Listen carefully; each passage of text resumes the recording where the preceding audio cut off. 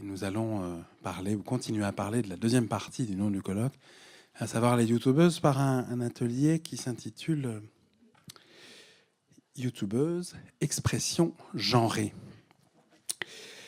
Donc nous allons entendre trois communications, mais oui, j'allais oublier, on a commencé le colloque hier par un objet qui était les lunettes.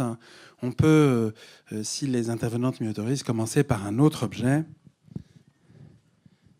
Je ne peux pas porter sur moi davantage, mais qui est un sac, un tote bag du salon Get Beauty, qui a été évoqué par Laurent Salard hier, avec une marque bien sûr associée. Salon Get Beauty, donc c'est Meetup qui permettent aux youtubeuses de rencontrer leurs abonnés qui attendent en longue file d'attente pour avoir une dédicace et faire un hug, un câlin. J'avais compté entre 10 et 47 secondes en général, sauf quand elles ont peu d'abonnés, ça peut aller jusqu'à 1 minute 30 dans ce que j'avais observé. Ce sont ces moments où les youtubeuses rencontrent leurs abonnés, donnent un sens peut-être un peu réel, imaginairement réel, disons, au public et à l'échange. Alors, ce qu'on va entendre ce matin par trois communications, une qui sera en visioconférence avec Louvain-la-Neuve et deux en présence ici, ce sont trois approches sur les dimensions, il faudrait mettre beaucoup de guillemets, féminines de YouTube ou de présentation féminine, et la dimension genrée également présente sur un certain nombre de vidéos YouTube.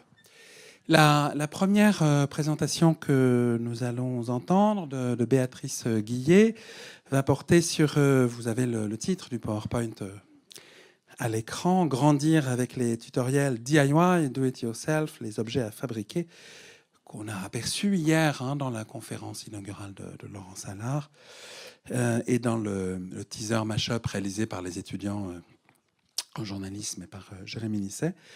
La youtubeuse comme initiatrice au savoir-être féminin. Donc, quelle est la relation entre des pratiques, des objets et une façon d'être femme? Elle va nous expliquer cela. Ensuite, Maya Paltino interviendra sur le thème des valises de départ pour la maternité, la valise de maternité. Vous avez peut-être aperçu là aussi dans le mashup teaser réalisé par les étudiants, quand une femme parle de cette valise. Est-ce que cela permet d'être une meilleure mère grâce à YouTube? Donc une étude du cas de ces vidéos de valises de maternité.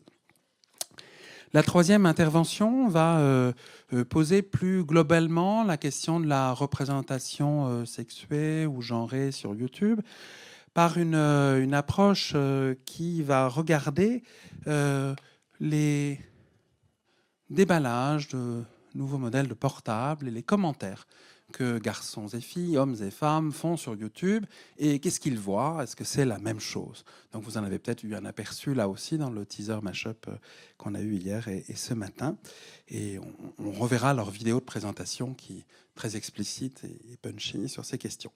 Donc la communication s'appellera YouTube, un espace d'expression techno-genrée, médiatisation des compétences et énonciation de la légitimité à travers des vidéos de tests de déballage de smartphones. Je vais donc dans un premier temps donner la parole à Béatrice Guillet, qui est doctorante à l'EHESS, l'École des hautes études en sciences sociales, et qui prépare une thèse actuellement sur l'information numérique et les pratiques numériques des jeunes femmes rurales en centre Val-de-Loire. Son intervention donc s'intitule, comme vous le voyez, Grandir avec les tutoriels DIY, la youtubeuse comme initiatrice au savoir-être féminin, bien au-delà du Val-de-Loire, bien évidemment. Vous avez la parole. Merci.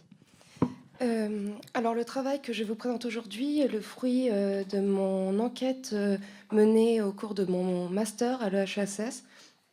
C'était donc l'objet de mon mémoire, et je l'ai réalisé en un terrain de 2 ans qui portait donc sur les tutoriels do it yourself et puis en général sur le YouTube mode beauté conseil.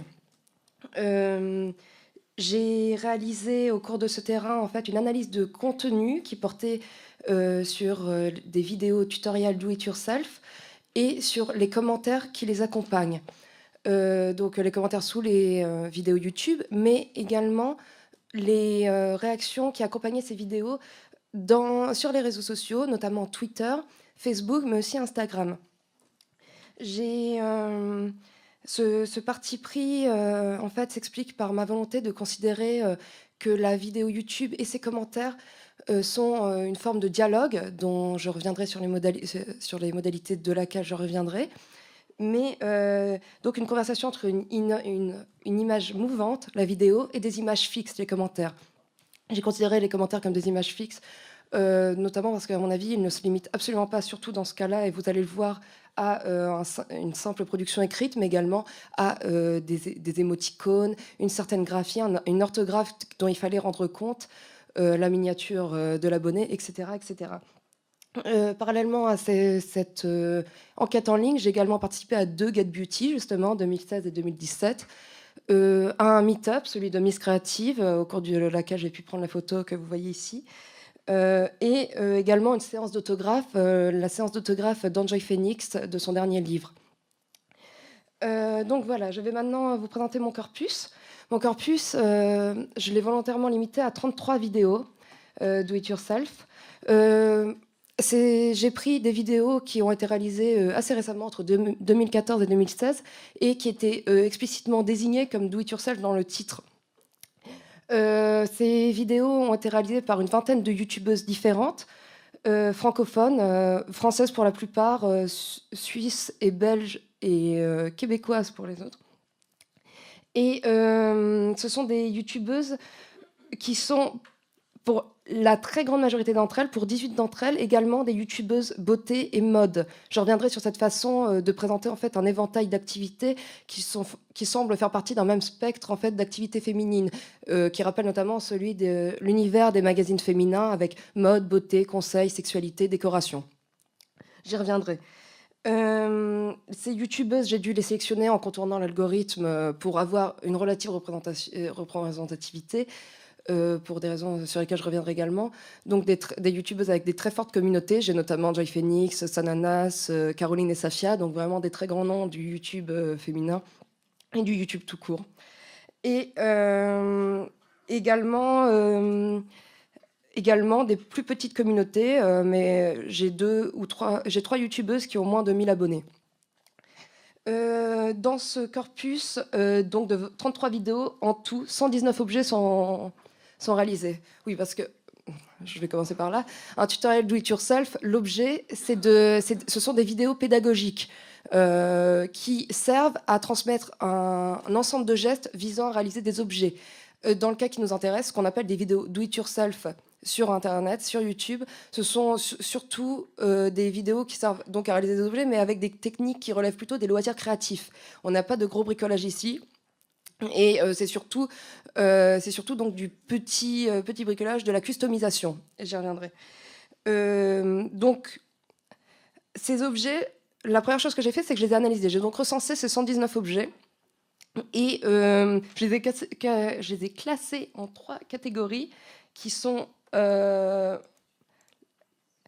customisation, donc la simple altération, l'ajout d'éléments à l'objet.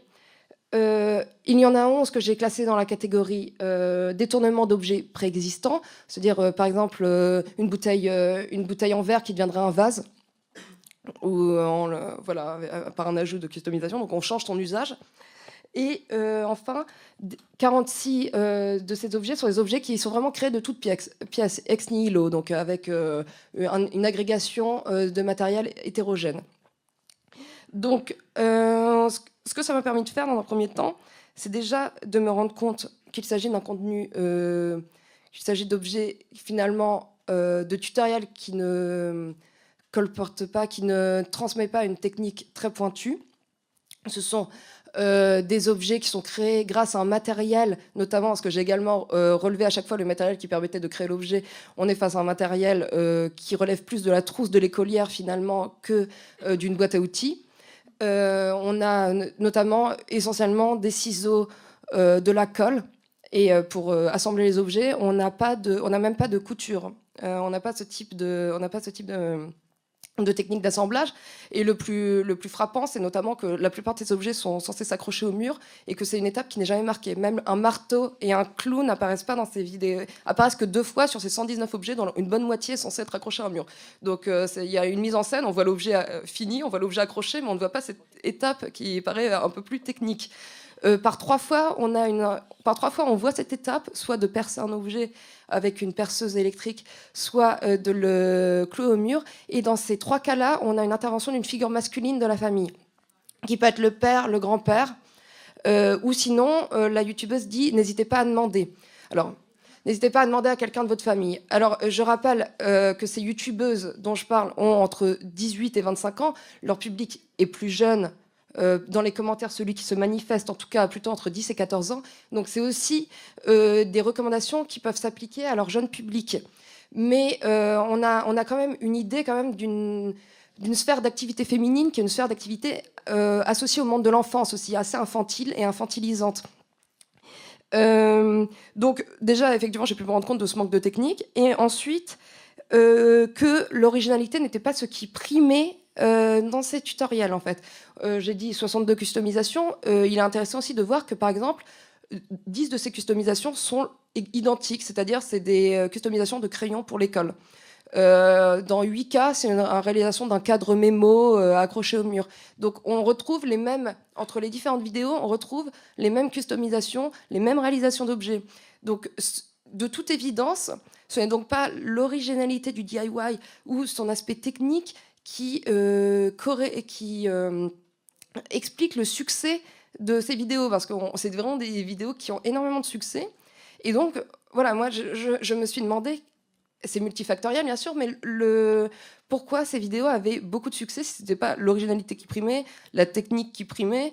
Comment expliquer qu'on regarde une vidéo d'une youtubeuse plutôt que d'une autre, puisqu'elle réalise des objets qui sont évidemment assez proches, je le dis avec un regard englobant, mais en tout cas qui n'ont pas une très grande originalité. Donc, autre chose qui m'a aussi interpellée sur ces tutoriels do it yourself, c'est le fait que énormément de commentaires témoignent d'une contrainte quant à la réalisation de ces objets. Énormément de jeunes filles dans les commentaires viennent dire « je n'ai pas pu réaliser ton objet ». Alors, c'est une grande question, la réalisation de l'objet do it yourself. Je m'y suis très vite heurtée, c'est que c'est totalement impossible, bien entendu, de savoir qui les réalise pour de bon. Après, on a, par exemple, Enjoy Phoenix, ses tutoriels do it yourself, ils ont été vus 3 millions de fois, 4 millions de fois. On peut supposer que le pourcentage de spectateurs et surtout de spectatrices qui les réalisent réellement est assez faible. Donc là, on a en tout cas des témoignages de gens qui n'ont pas pu. Alors, les contraintes, elles sont de plusieurs types. C'est les parents qui veulent pas, ils sont en internat, c'est le lycée qui veut pas, qu'elle customise des affaires d'école. Donc, on est face à ce type de contraintes, de gens qui disent qu'ils adorent ces vidéos. Donc là aussi, l'objet, finalement, petit à petit, s'est dessiné comme un prétexte. Je me disais, voilà, l'objet, il est pas technique. L'objet, il n'est pas forcément très original non plus. Et l'objet, il n'est pas forcément réalisé, surtout. Or, on est face à des vidéos qui se veulent pédagogiques. Donc, finalement, quel est l'objet de cette transmission qui se fait dans les tutoriels do it yourself? C'est la question que j'ai fini par me poser lors de mon étude. Et j'ai repensé, à ce moment-là, l'ethnologie française est venue à mon secours, et j'ai repensé à Yvonne Verdier. Yvonne Verdier qui, à Minot, est allée interroger la couturière du village et les jeunes filles à présent âgées à l'époque de son enquête, qui témoignaient de ces hivers passés dans les années 20, ces hivers passés chez la couturière, quand 5 ou 6 jeunes filles étaient envoyées chaque hiver chez une couturière du village afin d'apprendre non pas le métier de couturière, mais quelques gestes qui leur serviraient dans la suite de leur parcours domestique. Et ce qu'en retenaient ces jeunes filles, ce n'est pas du tout l'apprentissage technique, parce qu'elles en avaient finalement retenu peu de choses. C'était la discussion. C'était les discussions qui intervenaient au sein de cet atelier, réunis par la réalisation d'un travail manuel qui leur permettait souvent une forme d'initiation de la part de la couturière plus âgée qui leur transmettait des conseils aussi de vie amoureuse. C'était le moment des premiers bals, elles avaient 15 ou 16 ans, et aussi une période de relative liberté avant justement l'entrée dans le monde domestique. C'est en pensant à ce type de témoignage, ou à celui de Richard Hogarth qui parlait des jeunes filles qui allaient au dancing dans les années 60, justement pour vivre cette période de liberté, et qui regardaient énormément la télévision, avant leur arrivée sur le marché matrimonial et à une vie beaucoup plus dure pour certaines. Et je me suis dit qu'en fait, cette irruption du travail manuel sur YouTube, c'est une façon aussi YouTube devenait un espace de transmission féminine, de transmission d'un savoir-être féminin, ainsi dans la tradition du boudoir, de l'atelier, de ces lieux clos où l'entre-soi féminin permet l'irruption d'un dialogue et surtout qui est placé sous le signe du conseil et de la transmission. Ainsi, YouTube devient un lieu de passage. J'emprunte la référence à Hervé Clévarec qui parle de lieu de passage à propos des radios libres étudiantes, même plus jeunes, adolescentes, qui permet, grâce à l'animateur, à cet espace où les adolescents ont la parole, de créer une sociabilité adolescente et qui libère la parole. Ainsi, il y a une véritable sociabilisation qui se crée dans ce dialogue entre la vidéo et les commentaires. On a des manifestations extrêmement affectueuses de la part de la youtubeuse qui dit son amour littéralement à la fin de chaque vidéo, qui dit « je vous aime », qui dit « je vous envoie des millions de bisous », dans des termes souvent extrêmement hyperboliques. Alors bien entendu, je pense que vous êtes tous conscients ici, on est en présence d'un dialogue forcément asymétrique, on n'a pas de coprésence physique, on n'a pas de coprésence physique, mais en même temps, c'est pas lié par cette illusion du dialogue. La youtubeuse souvent fait référence à ses spectateurs. Vous m'avez beaucoup demandé, je sais que vous aimez ça, ou voire même devance les protestations du public avec « vous moquez pas de moi, je sais ce que vous allez dire ».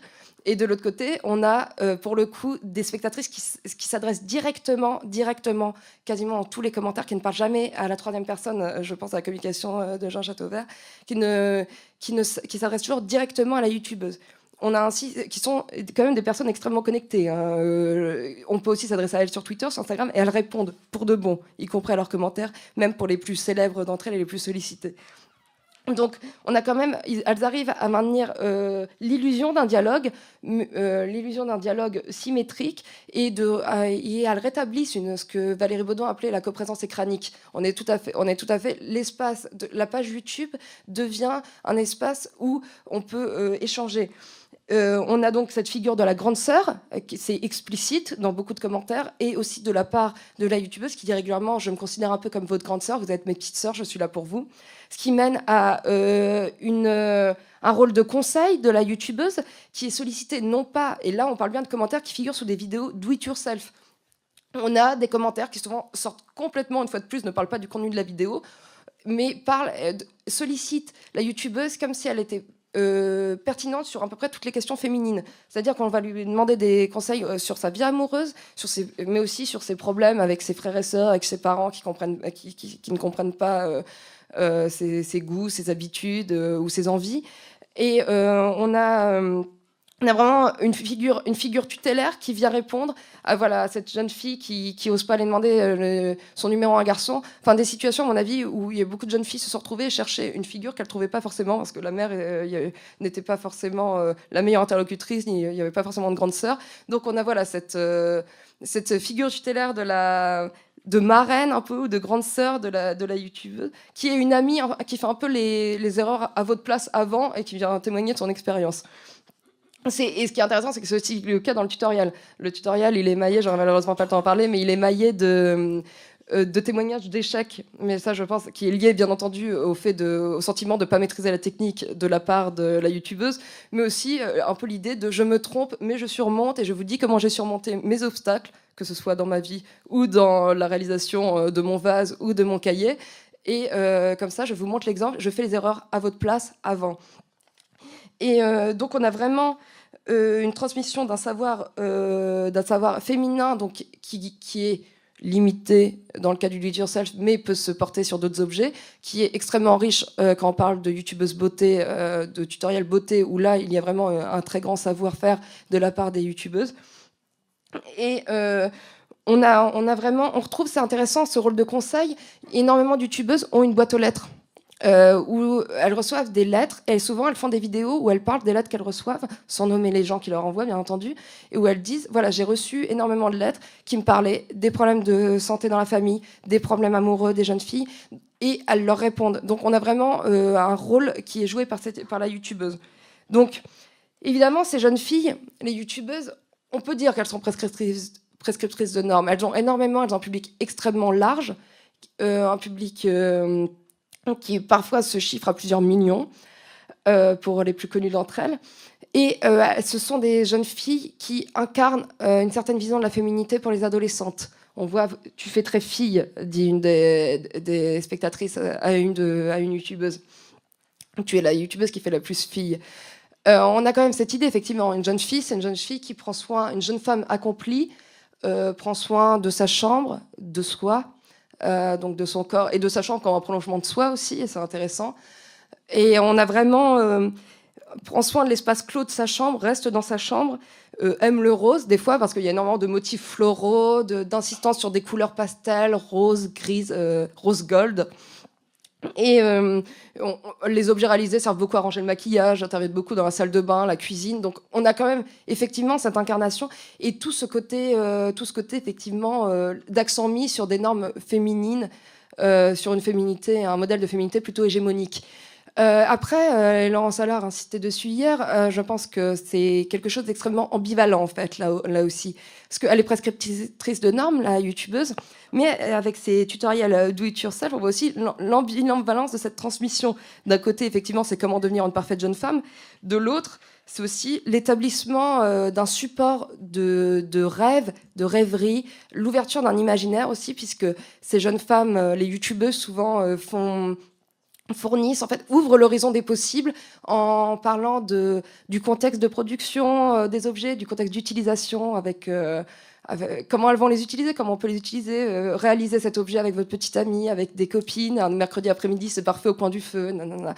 Bon, on a tout ça, on a cette création d'un imaginaire dans un univers clos qui est assez, de plus, rassurant aussi, qui est aussi un temps un peu à l'écart avant toute la question des interactions sexuelles amoureuses, justement, qui, on le voit, sont très problématiques et sont un peu un refuge. Donc je pense que c'est aussi la youtubeuse, malgré tout ça, elle met aussi l'accent sur l'importance de se former soi-même, justement, de prendre ce temps pour soi et de développement personnel, parce qu'elles sont beaucoup dans ces problématiques-là. Donc de se trouver soi-même, d'affirmer son identité, de faire des objets qui vous ressemblent et qui vous représentent. Et elle montre aussi donc ces tutoriels comme des petites success stories à l'image de la leur. D'ailleurs, elles font des Draw My Life, Dessine ma vie, où elles parlent de leur vie, qui est une vie qui ressemble à celle de leurs abonnés, mais dans lesquelles les abonnés peuvent se projeter parce qu'elles ont 5 ou 10 ans de plus. Elles racontent qu'elles ont eu une adolescence difficile, perte d'un proche, suicide, troubles alimentaires énormément aussi, harcèlement. Et grâce à YouTube, elles ont surmonté tout ça. C'est vraiment l'histoire, le fil narratif qui se trouve dans à peu près tous les témoignages de youtubeuses. Donc on a un peu ce récit initiatique que reprend le tutoriel. C'est aussi le tutoriel pour devenir une jeune femme qui a surmonté justement tout ce qui peut angoisser une adolescente à leur âge. Donc en cela, elle ouvre un horizon impossible. Elle apprend à se former, à se mettre en forme, c'était l'expression, c'est la mise en forme de soi, c'est ce à quoi faisait référence Laurence Allard hier. Et enfin, et je terminerai là-dessus, donc au-delà de cette identité do it yourself, de ce bricolage du soi qu'elle propose, on a aussi quelque chose qui me semble intéressant, parce qu'on a fait référence hier à la professionnalisation des youtubeurs. Les youtubeuses sont beaucoup dans ce cas-là, donc beauté, mode, effectivement, parce que c'est des youtubeuses qui font énormément de partenariats, qui ont souvent une équipe technique, qui pour certaines, malheureusement, je pourrais pas m'y attarder, ont un studio pour filmer, ne filment plus dans leur chambre, mais dans un studio qui recompose et figure leur chambre. Donc on est vraiment face à ça. Et à des youtubeuses très professionnalisées qui ont un peu perdu qui risquent, par cette réussite, de perdre le contact justement de jeunes filles ordinaires avec leur public. Et elles sont vraiment dans cette problématique-là. Et je pense que le tutoriel do it yourself, en fait, si elles en font toutes, mais ce n'est jamais leur activité principale, c'est aussi que c'est ce qui leur permet de se rattacher à une esthétique do it yourself qui était celle de leur début, en fait. Elles ont tout un discours sur le fait maison, sur le do it yourself, sur le fait que c'est pas droit, c'est pas grave, c'est mal fait, c'est pas grave, c'est fait maison, c'est bien. Et ça, on ne le retrouve plus dans la qualité technique de leurs vidéos. C'est fini. Elles ont une équipe, elles sont des pros en monteuse, elles sont des pros en communication, des jeunes femmes auto-entrepreneuses. On n'est plus dans ce do-it-yourself, sauf grâce au tutoriel qui reflète tout à fait qui permet de pallier ce passage en fait d'une vidéo qui était bricolée. Je me rappelle de la première vidéo d'Enjoy Phoenix à 16 ans qui est mal cadrée, où elle essaye de mettre son bonnet parce que c'est très mal cadré, le son est catastrophique parce qu'elle n'avait pas le matériel. Maintenant, elle l'a. Mais par contre, elle peut dire à quel point c'est pas grave si les paillettes ne sont pas droits sur son verre et que c'est pas grave. Et elle est quand même la jeune fille qu'elle est, accomplie. Donc, on a cette ode à la technique approximative et donc qui masque le passage donc d'une vidéo bricolée à une vidéo parfaite, parce qu'on a le passage d'une vidéo bricolée à un objet imparfait, le do-it-yourself. Je vous remercie.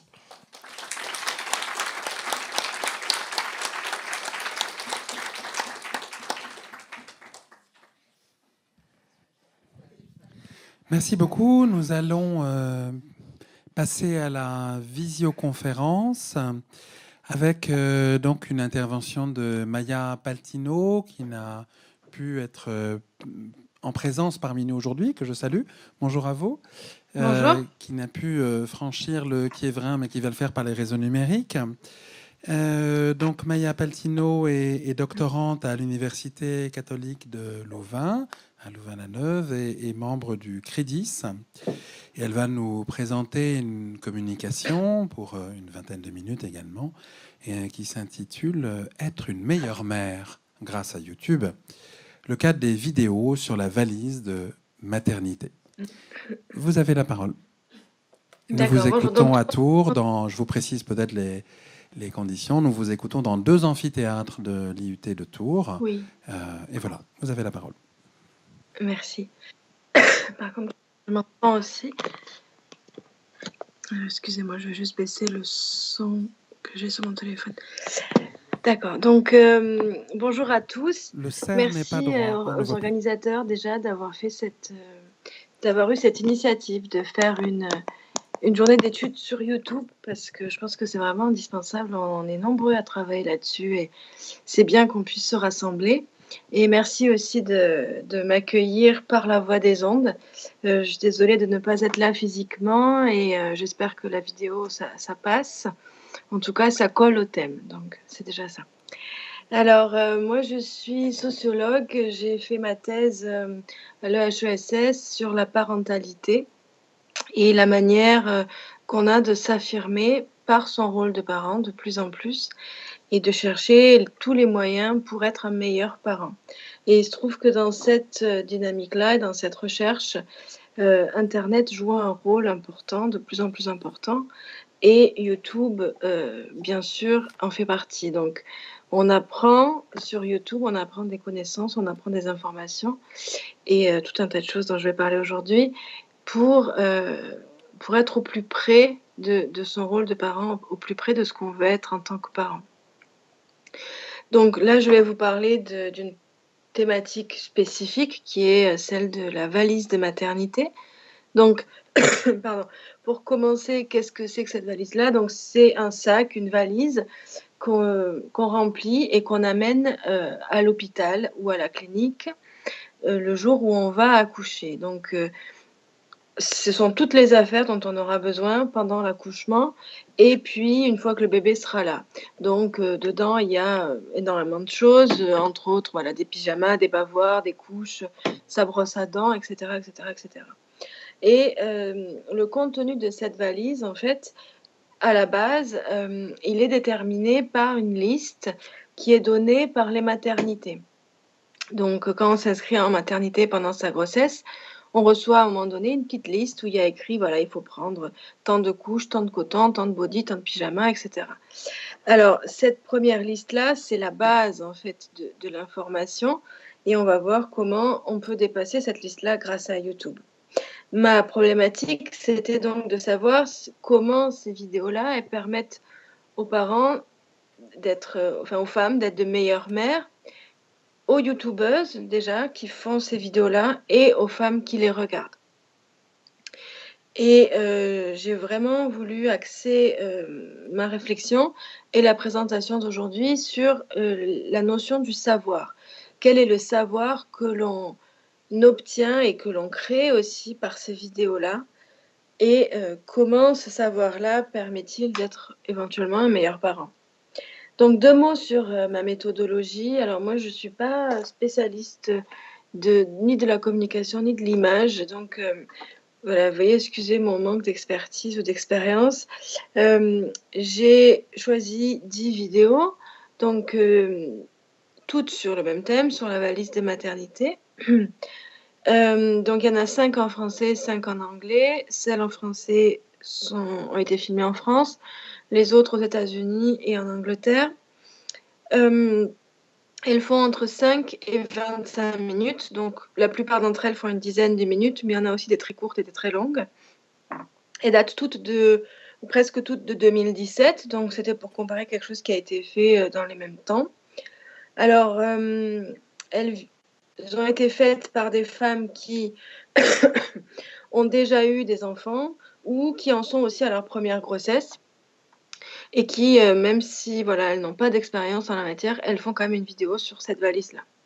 Ensuite, j'ai aussi donc des youtubeuses qui sont très connue ou pas du tout.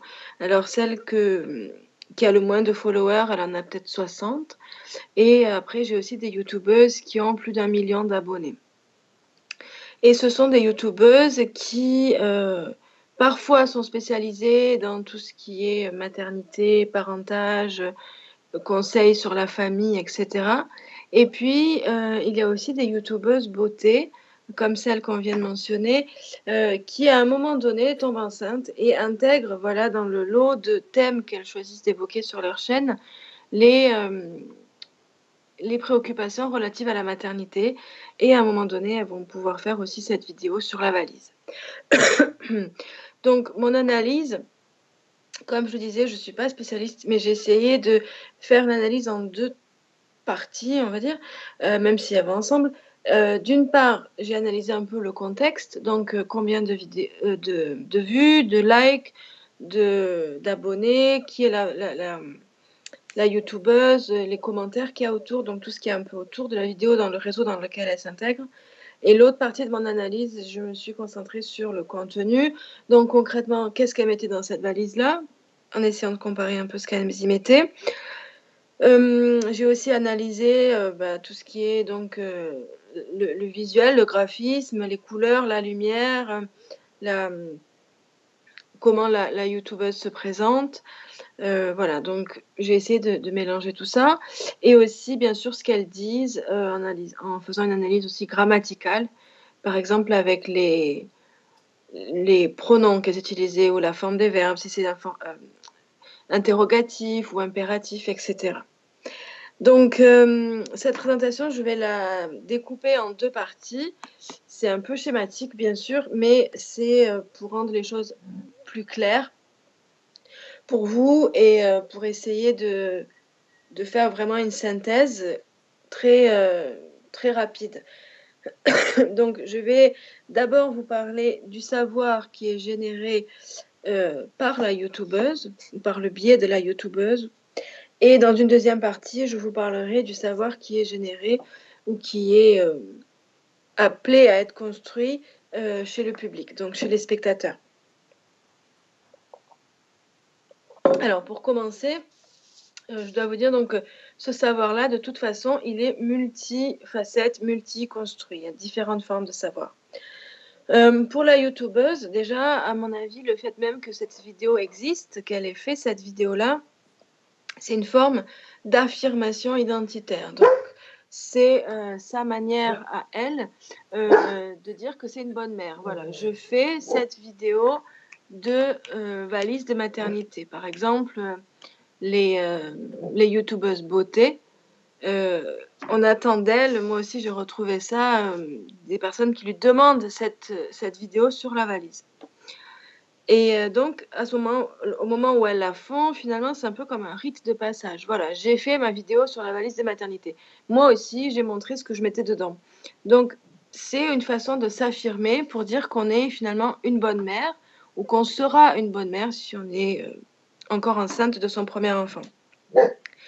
Donc, pour moi, ça, c'est un savoir que je nommerais un savoir identitaire, peut-être. Ensuite, j'ai parlé de la liste qui est donnée par les hôpitaux. Et donc, cette liste-là, elle est pareille pour toutes les personnes qui s'inscrivent dans la même maternité. Et elle est établie par une instance institutionnelle, l'hôpital ou la clinique. Donc, pour moi, ça fait partie d'un savoir institutionnalisé. Il est dépassé et il n'est pas... il sert juste de base, en fait, à la constitution de cette valise-là. Mais il est juste mais il existe, quoi.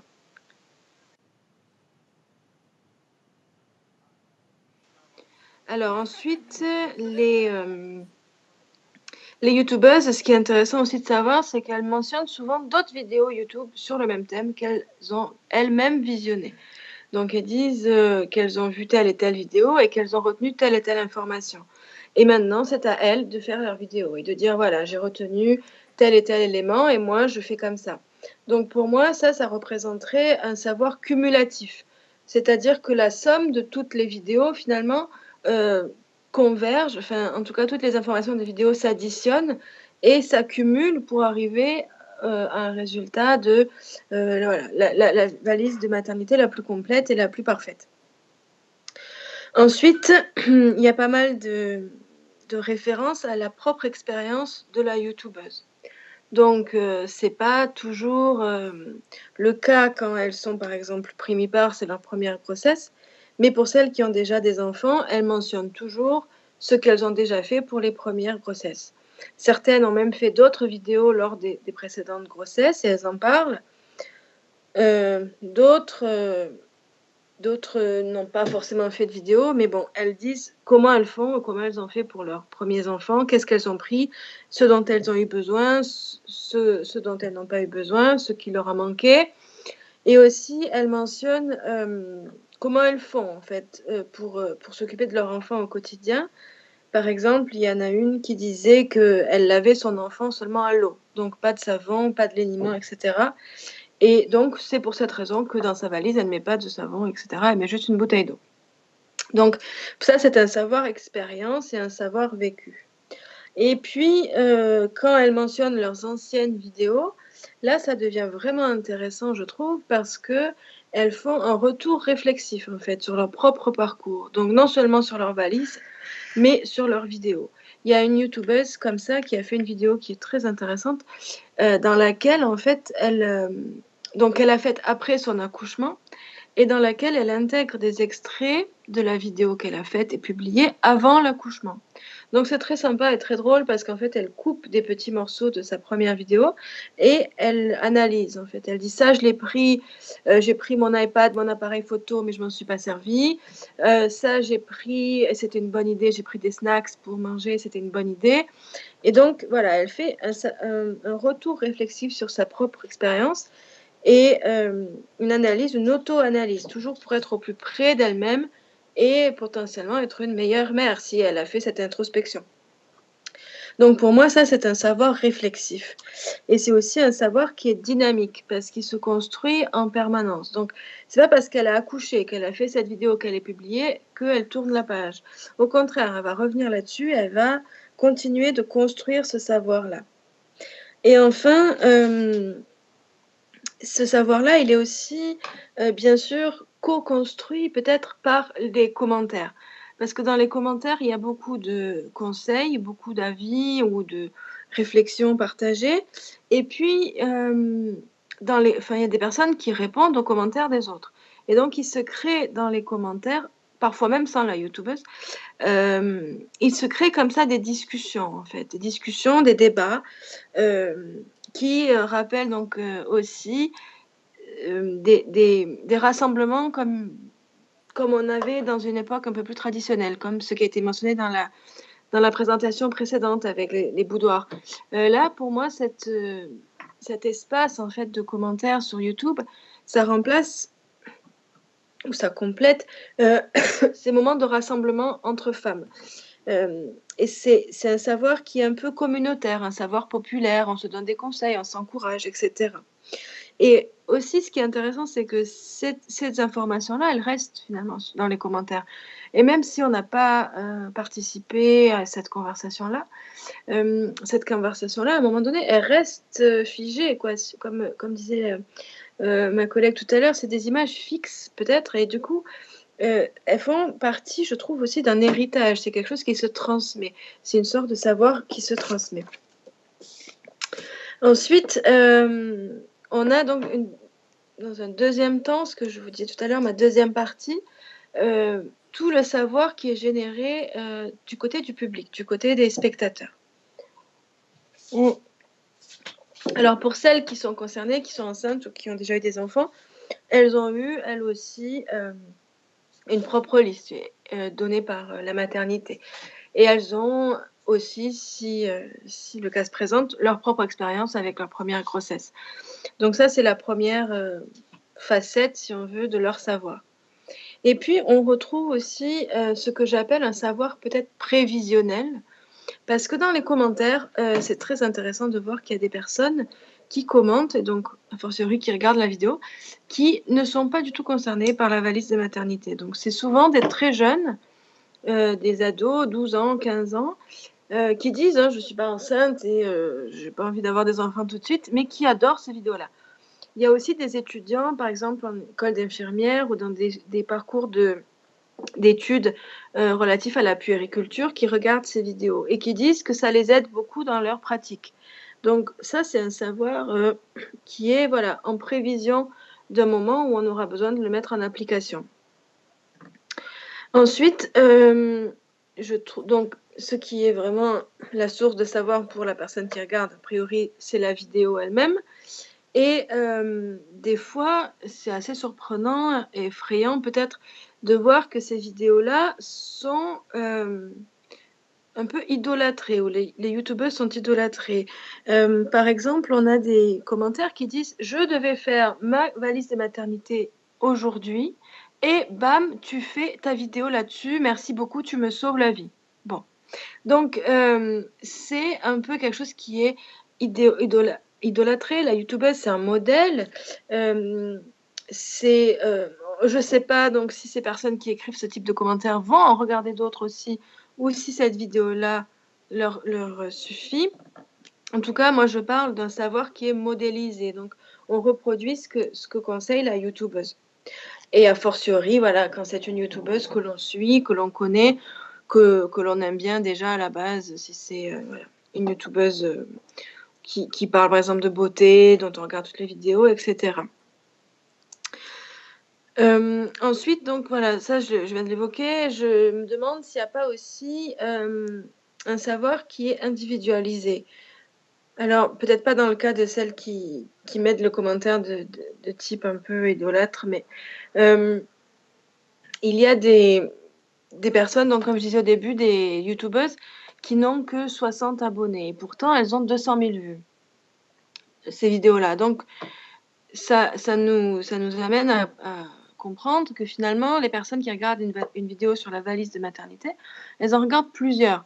Parce que vous savez comme moi que YouTube propose après d'autres vidéos sur le côté ou à la suite sur le même thème. Et les vidéos sur la valise de maternité, il y en a à foison sur Internet. Donc, j'émets l'hypothèse vraiment qu'on en regarde plusieurs, dans le but aussi, comme j'avais dit un peu avant, d'accumuler les savoirs et de croiser les opinions. Est-ce qu'on prend 3 paires de chaussettes? Est-ce qu'on en prend 4? Est-ce qu'on prend 5 pyjamas? Est-ce qu'on en prend 6? Bon, je caricature, mais très, très légèrement. Donc, pour moi, c'est un savoir qui est personnalisé. Et ça fait partie aussi du kit du bon parent. C'est-à-dire que je m'adapte, je cherche à faire quelque chose qui est personnalisé et qui est adapté à ma situation, à mon cas, à cette grossesse.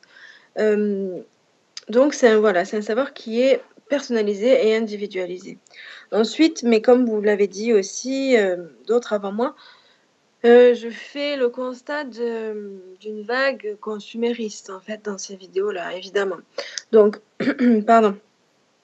Il y a énormément de conseils relatifs aux produits. Donc, pas toutes les vidéos, mais certaines, et pas tous les produits. Mais c'est très fréquent que dans la boîte de commentaires qui est en dessous de la vidéo, on mette des liens vers les produits qu'on a achetés, qu'on utilise dans la vidéo. Et certaines youtubeuses font un peu comme du téléshopping. Donc pendant la vidéo, elles prennent par exemple un sac à langer qu'elles mettent comme ça à côté d'elles et elles leur disent ici il y a une petite poche, ici il y a une doublure, etc. Donc c'est vraiment présenter un objet qu'après on doit acheter pour être un bon parent, a priori.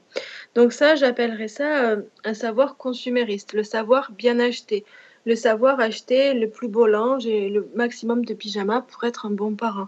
Et ça, c'est quelque chose qui est valorisé vraiment sur YouTube. Et donc après, dans une autre facette du savoir chez le public, c'est le savoir communautaire co-construit dans les commentaires, donc que j'ai mentionné juste avant pour la youtubeuse. Et pour moi, à ça s'associe un savoir qui est généré par le fait même de commenter. Pour moi, le fait de commenter, c'est un engagement. C'est donner son opinion, c'est marquer qu'on a été là, marquer qu'on est dans une communauté, dans un groupe de parole, etc. Et pour moi, ce savoir-action, ça montre qu'on est engagé et ça montre qu'on est impliqué. Et encore une fois, ça va dans la même lignée du bon parent. Si je m'implique, je montre que je prends mon rôle de parent au sérieux et que je suis par là un meilleur parent. Donc, pour conclure, je vais juste faire un récapitulatif de tous les savoirs que j'ai dit, juste pour les avoir au même endroit et se rendre compte combien il y en a. Et combien ils sont nombreux et combien le savoir est décomposé en tellement de facettes. Donc, j'avais le savoir identitaire, le savoir institutionnalisé, le savoir cumulatif, le savoir expérience et vécu, le savoir réflexif, le savoir dynamique, le savoir en construction, en co-construction, le savoir communautaire, le savoir populaire, le savoir prévisionnel, le savoir modélisé, le savoir personnalisé, individualisé, le savoir consumériste et enfin le savoir action, le savoir engagé. Donc, tout ce savoir, d'accord, à quoi sert-il en fait? Moi, je m'interroge aussi sur le pouvoir normatif en fait de ces vidéos-là. Est-ce que tout ce savoir-là, il permet finalement de se libérer des injonctions qui à la base étaient institutionnelles de l'hôpital, par exemple, ou de la famille aussi, les injonctions qu'on recevait au sein de la famille par sa mère et par les générations précédentes? Ou est-ce que finalement, il n'est pas davantage injonctif, normatif, même s'il est ludique et très dans l'air du temps? Est-ce qu'on ne se retrouve pas en face de nouvelles normes? Et est-ce que les youtubeuses ne sont pas des prescriptrices de normes? Est-ce qu'on n'est pas obligé d'aller regarder des vidéos sur YouTube et éventuellement de suivre ce qu'il y a dedans pour être de meilleurs parents? Donc voilà, je finis là-dessus et je vous remercie pour votre attention et à tout à l'heure pour les questions. Merci beaucoup.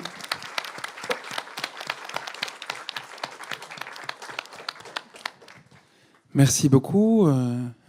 Nos amitiés à votre chien de notre part. Et nous apprécions que vous n'ayez pas souhaité le mettre dans la valise. Et pour des raisons d'éthique animale, nous comprenons parfaitement. Donc on vous retrouve effectivement dans un petit moment pour les questions. Nous allons entendre maintenant une troisième communication qui va être précédée de la petite vidéo d'annonce que je vais lancer dans un instant. Communication présentée par deux collègues, Laure Bolka-Tabari et maître de conférence en sciences de l'information et de la communication à Lille 3, membre du laboratoire Géricault, et Marie Després-Lenay, anciennement de Lille 3 et désormais professeure en sciences de l'information et de la communication à l'université Lyon 2 et membre du laboratoire Helico. Elles vont nous proposer une communication titrée « YouTube, un espace d'expression techno-genrée, médiatisation des compétences et énonciation de la légitimité à travers des vidéos de tests et déballage de smartphones ». On va procéder en deux temps. Le deuxième sera la présentation et le premier, la petite vidéo qu'elles ont préparée, qui est en ligne sur le site du colloque, comme les autres, comme plusieurs autres, et qu'on va voir maintenant.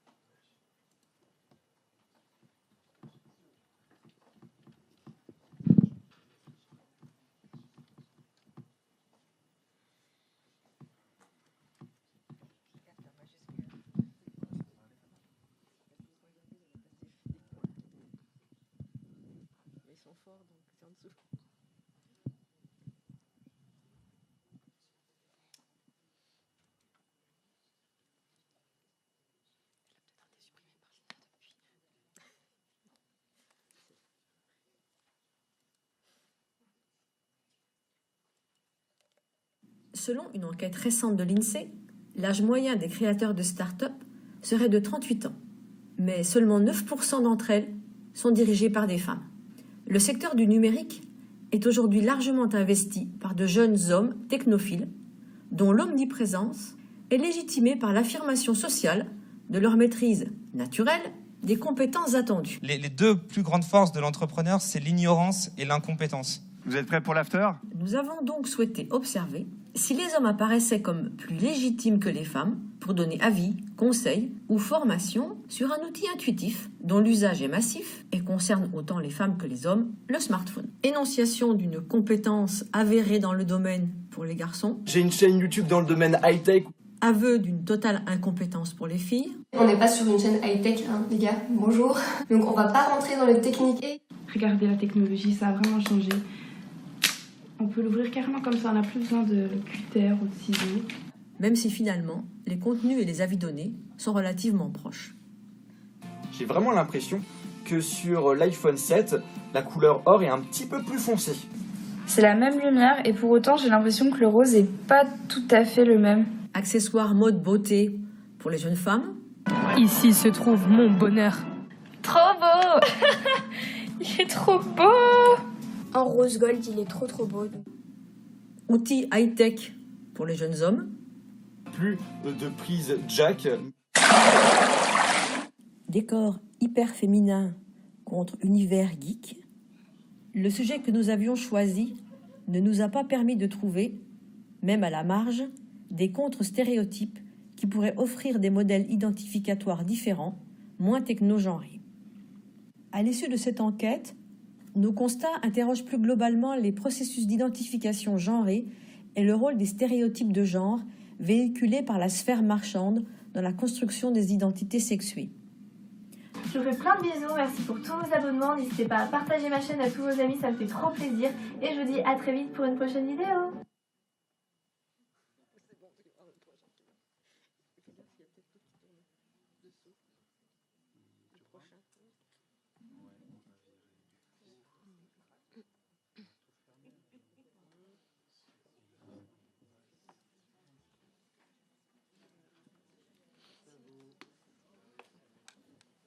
Tout a été dit.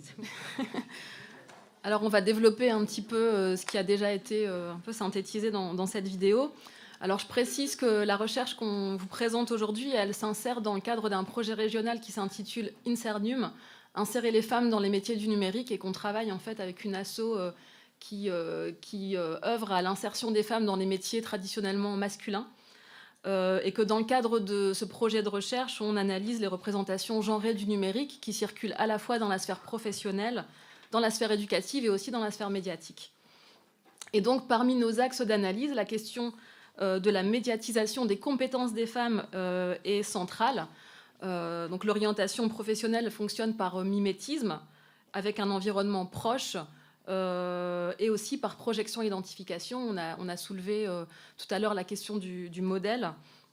Et donc plusieurs auteurs ont observé qu'il y a peu de modèles identificatoires féminins compétents dans le numérique, dans la fiction, et que ces modèles sont plutôt conformes aux imaginaires du pouvoir masculin, avec notamment la figure du hacker, et que les figures féminines restent relativement stéréotypées.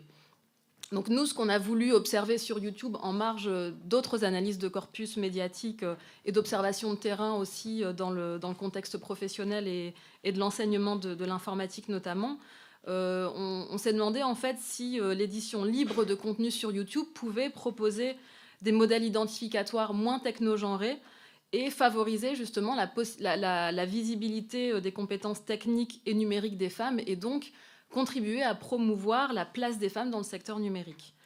Et donc, on va vous proposer aujourd'hui les résultats de l'analyse d'un corpus de vidéos de jeunes youtubeurs et youtubeuses qui ont pour sujet le déballage et le test d'un smartphone. Donc, je vais commencer par faire un état des lieux très rapide sur ce qu'on appelle le gender gap, c'est-à-dire le fossé de genre dans le secteur numérique. Je vous présenterai aussi rapidement le cadre méthodologique de notre étude et Marie enchaînera avec les résultats. Donc, quelques chiffres d'abord sur la place des femmes dans ce secteur.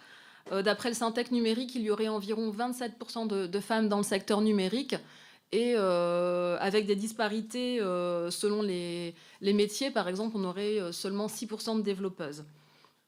Et plusieurs études se sont penchées sur la présence des femmes dans les formations et dans les entreprises du numérique. Et toutes font le même constat, c'est-à-dire que depuis les années 80, le nombre de femmes dans la filière n'a cessé de décliner. Et on a du mal à faire progresser ce chiffre aujourd'hui. Aux États-Unis, par exemple, la part des femmes dans les études en informatique est passée de 35% en 1980 contre 18% environ en 2012. Et Isabelle Collet a fait le même constat en France pour les études d'ingénieurs. Vous le voyez dans le graphique. C'est assez marquant. On voit que la part des femmes représente aujourd'hui 11% des diplômés en informatique des grandes écoles d'ingénieurs contre 20% dans les années 80. Et donc une autre enquête, celle-ci internationale, l'enquête e-Factor de 2015, qui porte sur l'évolution de la place des femmes dans les secteurs scientifiques et techniques vraiment au sens large, constate que dans tous les domaines, la part des femmes augmente, même si c'est lentement, alors que dans le numérique, on passe de 32% en 2003 à 30% en 2013. Et cette étude a été faite sur 83 pays dans le monde. Alors, ce gender gap, il a été analysé par plusieurs chercheurs.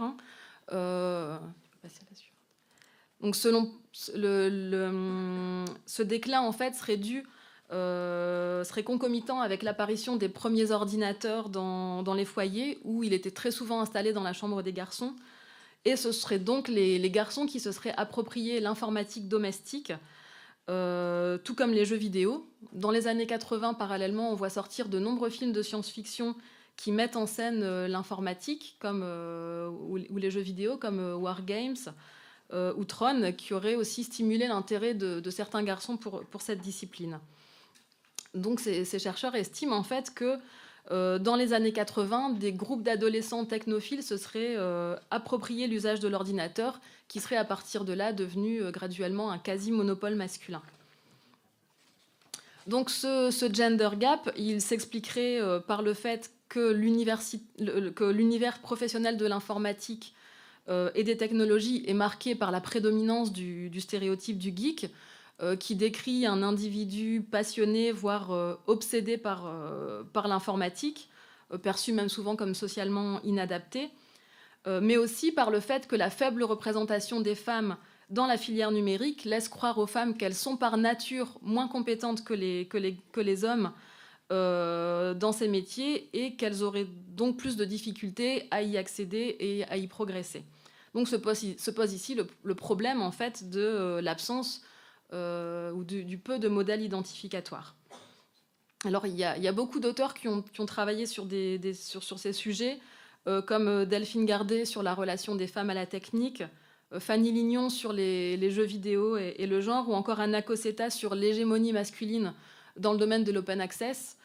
Et toutes ces études qui ont été menées depuis les années 90, elles convergent vers le même constat, qui est que l'aptitude masculine dans le champ des technologies, et plus largement des sciences et techniques, c'est construit et ancré socialement, corrélé à la construction sociale de l'inaptitude des femmes. Alors, la plupart des études sur les femmes dans le secteur numérique sont des études, d'après ce qu'on a pu trouver, sont des études sociologiques qui ont été menées à partir d'enquêtes ou des études de corpus portant sur la fiction. Et donc nous, on a voulu observer ce qui se passe du côté des vidéastes amateurs, comment est-ce qu'ils et elles mettent en scène leurs compétences numériques, comment ces compétences numériques sont perçues par les internautes. On voulait observer en fait si les femmes apparaissaient si les hommes apparaissaient plus légitimes que les femmes pour donner leur avis sur un objet dont l'usage est mixte en fait, le smartphone. Et notre postulat, c'est que la construction d'une légitimité genrée sur les technologies numériques repose sur des imaginaires de ces technologies qui sont véhiculés à la fois dans le contenu et la mise en scène des vidéos, ainsi que dans les commentaires, qui vont notamment valider ou invalider les compétences énoncées. Donc notre choix de corpus s'est porté sur un ensemble de 25 vidéos de déballage et tests de l'iPhone 7 qui ont été publiées entre septembre 2016 et février 2017, dont nous avons également analysé les 13 430 commentaires. Et pour arrêter ce corpus, comme on s'intéresse à la visibilité en fait, des femmes, on a effectué en fait, une recherche avec pour le mot-clé l'iPhone 7, en mettant de côté certaines vidéos de type crash test qui étaient un peu hors sujet. On a sélectionné les 25 premiers résultats pertinents. Et donc notre analyse, elle concerne la rhétorique des vidéos. On s'est intéressé à la fois au discours, au vocabulaire, à la gestuelle, au décor des vidéos et au contenu des commentaires associés. Et on a mixé du coup des approches sémiologiques, discursives et sémantiques qui nous permettent d'appréhender tous ces éléments. Et on a pris aussi en compte des éléments quantitatifs tels que le nombre d'abonnés, de vues, de commentaires, etc.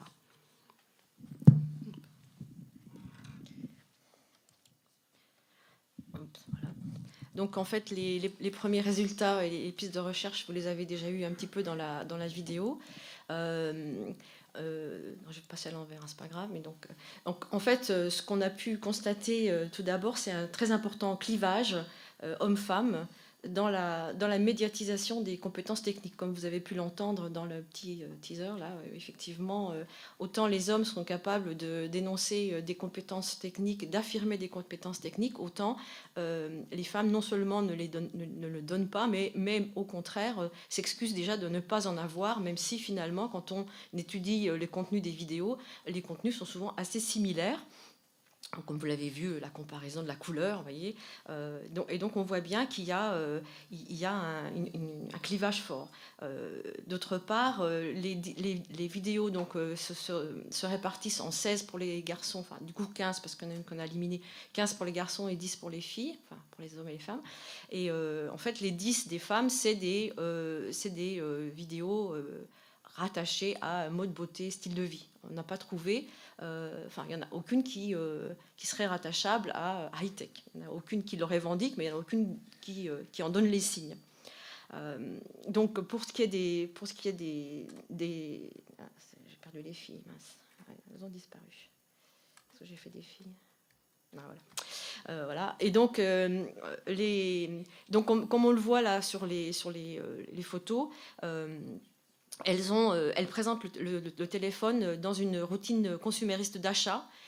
Donc ça peut être soit uniquement le téléphone, mais c'est très souvent le téléphone parmi d'autres achats. Donc ça peut être un haul, ça peut être un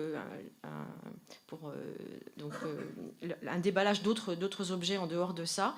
Mais il y a toujours quelque chose qui est lié à ce qu'on rattache aussi socialement à la superficialité féminine, qui est qu'on va faire du shopping. Inversement, les vidéos des garçons, d'abord ils sont plus âgés généralement, plutôt la tranche 25-30 ans, et eux ils sont tous, ils ont des chaînes qu'ils appellent des chaînes high-tech, et ils ne présentent que le téléphone, et ils expliquent tout ce qui est intéressant d'un point de vue technique. Alors c'est pas, donc on l'a dit, pas les crash tests, et c'est pas, ça va généralement pas très loin hein, dans la technique. C'est juste, il y a plus de prise jack, il y a une double caméra, il est plus fin, il est plus grand, donc c'est assez proche hein, dans ce qu'ils peuvent en dire, mais évidemment c'est énoncé sur le mode de scientifisant, et je reviens en arrière, c'est un peu compliqué mon truc, mais ils mettent en scène ils se mettent en scène dans des univers scientifisants ou dans des univers de geeks.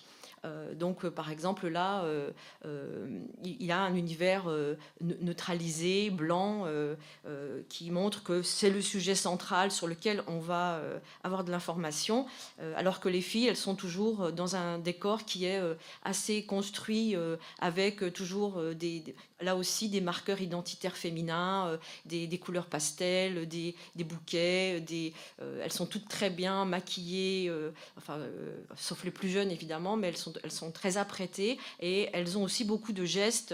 Les garçons ne se filment pas, enfin, ne n'ont pas de rapport à leur propre corps pendant leur explication, alors que les filles sont perpétuellement en train de se recoiffer, en train de se toucher, etc. Ce qui n'est pas du tout le cas des garçons. Donc on voit bien on voit qu'ils sont soumis à des normes, à des injonctions sociales très différentes dans leur rapport à leur corps et à eux-mêmes. Et donc ça, on rejoint les observations de Claire Bellet sur le fait que ça les amène à adopter des comportements qui montrent qu'ils sont une quête de reconnaissance en tant que femmes, hommes, et que du coup, ils surjouent les stéréotypes, ils surjouent leur féminité ou leur masculinité. Et donc, ensuite de ça, nous, on s'est intéressé aussi à la manière dont chacun parlait du téléphone. Donc, comme je vous l'ai dit, les garçons utilisent un vocabulaire technique, même s'ils se trompent. En fait, ils disent, dans les commentaires, ils sont corrigés, mais ils ne sont pas gênés de ne pas savoir. Ils disent même des choses fausses, mais ils les disent sur le mode de la certitude, alors que les filles soit ne le savent pas, soit s'excusent de ne pas connaître le nom, par exemple, de la fameuse prise jack. Donc le bouton, il y en a un qui dit, par exemple, donc un garçon qui dit c'est le bouton pour les écouteurs. Alors il y en a quand même un autre qui lui dit non, ça c'est pas vraiment le bouton pour les écouteurs, c'est la prise jack. Mais bon voilà, ça passe. Alors que les filles se font massacrer quand elles font la même chose, hein. Et donc dans les commentaires, il y a des grandes différences.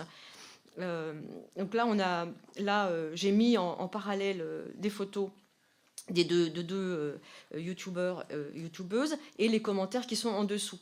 Et pour le garçon, il y a souvent, bon ça a déjà été dit beaucoup, mais les commentaires sont à la fois sont très encourageants, remerciants, et en même temps commentent la technicité du vidéaste, le montage,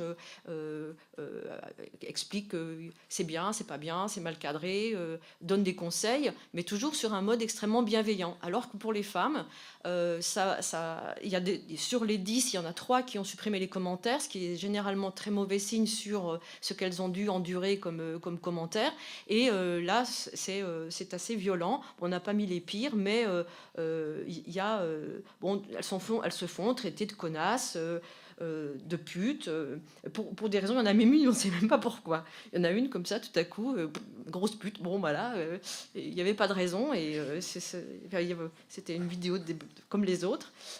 Et puis donc, il y a laisse faire les vrais pros, quoi. Et donc, c'est les garçons qui disent tu laisses faire les pros, les garçons sont les pros, les filles, pourquoi vous faites ça, c'est juste c'est juste pour vous la péter.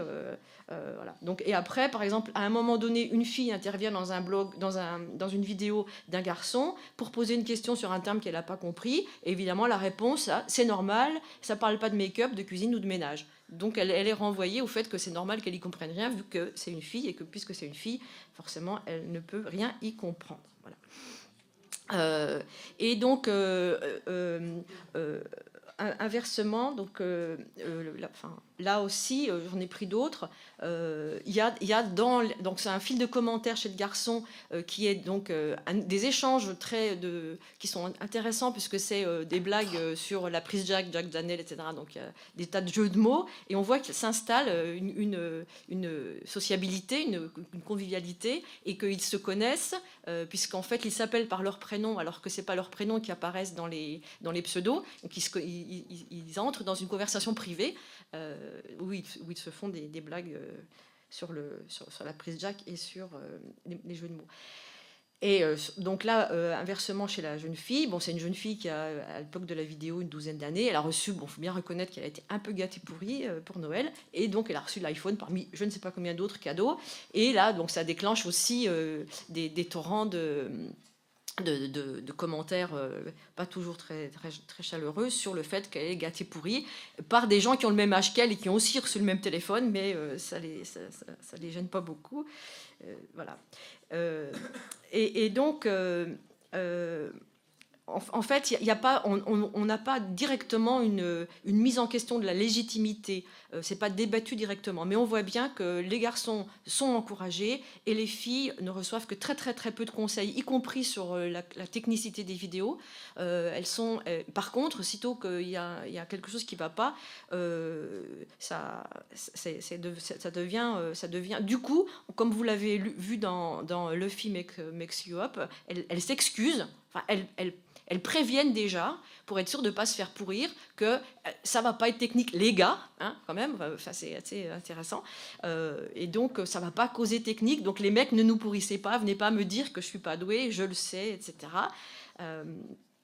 Il y a donc l'idée de... Enfin, il y a vraiment... Enfin, on a été assez surprise que ça soit à ce point-là.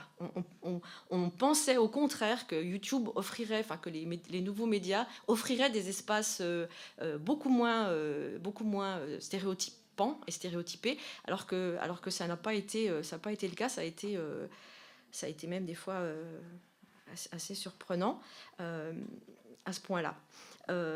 Donc on a, c'est ce que on disait aussi à propos de tout à l'heure de do it yourself, on voit bien aussi l'importance de la sphère marchande et de la récupération par la sphère marchande des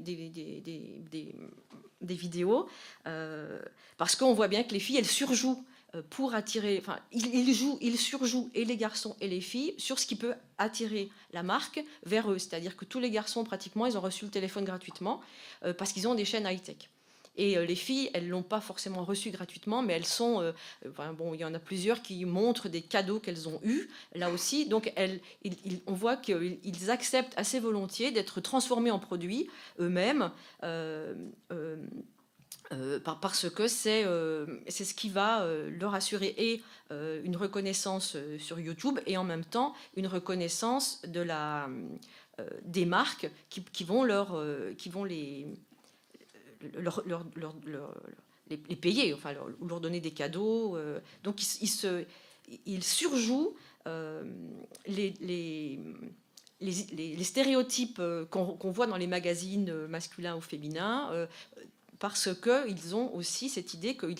Enfin, je ne sais pas forcément si c'est conscient, on ne les a pas rencontrés, hein, mais ils se présentent comme des produits de consommation, enfin, comme des présentoirs de produits de consommation. Et donc, pour conclure, c'est vraiment ça qui nous interroge, c'est qu'il semble qu'il y aurait un intérêt de la sphère marchande à faire perdurer ce clivage très fort, et donc de contribuer à la construction et au fait que perdurent ces identités sexuées genrées, parce que ça serait plus intéressant, parce que ça détermine deux cibles commerciales bien distinctes. Voilà. Donc, pour conclure, et je l'avais déjà dit dans la vidéo, on n'a pas trouvé, alors peut-être qu'il y en a, hein, mais on n'a pas trouvé dans ce genre de vidéo de modèles ou de vidéos qui pourraient servir de contre-exemple, qui montrerait que YouTube permettrait d'ouvrir des espaces d'expression moins technogenrés. Alors peut-être qu'on a choisi avec l'iPhone 7 un sujet particulièrement clivant, mais en tout cas dans la conclusion on peut dire que ça n'a pas, notre hypothèse ne s'est pas du tout confirmée. Voilà, merci.